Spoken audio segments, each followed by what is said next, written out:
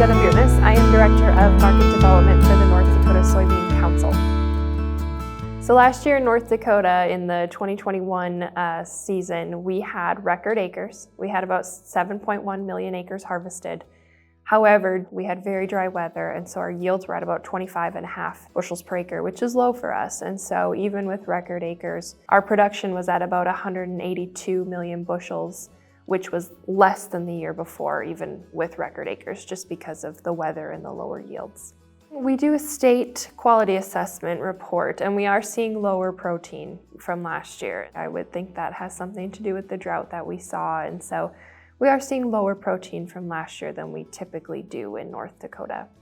I think people were actually surprised at how okay total production turned out to be. You know, the yields weren't great, but we had those record acres that helped us. Right now, this winter, we've had a lot of snow. So the question on everyone's mind is, how is the snow going to melt? Because, you know, if it is a nice slow melt, we can take advantage of that moisture.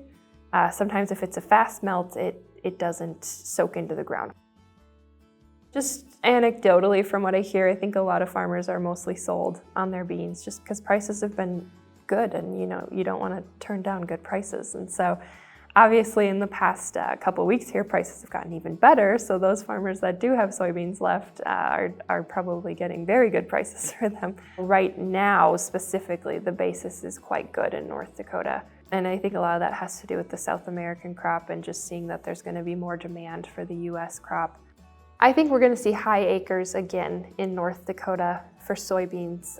So we broke a record last year. I don't want to say I think we'll break a record again this year, but I don't think it's impossible. You know, prices are just good for soybeans, and if you're a local farmer and you know these crush plants are coming online, you're probably optimistic about basis, especially with bids coming next fall to the Spiritwood crush plant. I think we're going to see a lot of soybean acres go into North Dakota.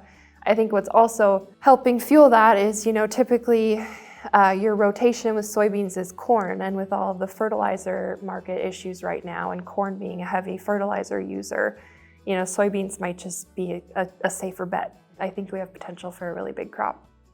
So currently in North Dakota, there's very little soybean processing. In terms of the volume we grow, the processing is so small you could almost say it's negligent. So almost all of our beans go by, they're whole beans, unprocessed, that go by rail out to the Pacific Northwest and to Asia for export. Right now in North Dakota, we have one crush plant that is under construction, and we have one crush plant that has been announced.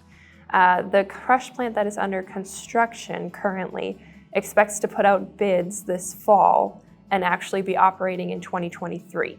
The other crush plant is much farther down the line. We're probably a couple years out from, you know, if everything goes through with that crush plant coming to fruition. But the two crush plants, if they both do come to fruition and are crushing beans in North Dakota, those two crush plants will take half of the soybean crop grown in North Dakota. It's going to very much change where North Dakota soybeans go. We're going from crushing 0% of our soybeans to maybe 50% of our soybeans. So, you know, there's a lot of questions right now about moving those soybeans, because when we've been a state that is built to move all of our whole soybeans west, and now you're going to keep some of that in state. Obviously, some of our whole beans will still go west, but we're likely going to have soybean meal going west now. Transportation's a big question on people's minds in North Dakota, because we're going to have to see some changes, and it's hard to change infrastructure. The meal is the big question mark. Everyone wants to know, where's the meal going to go?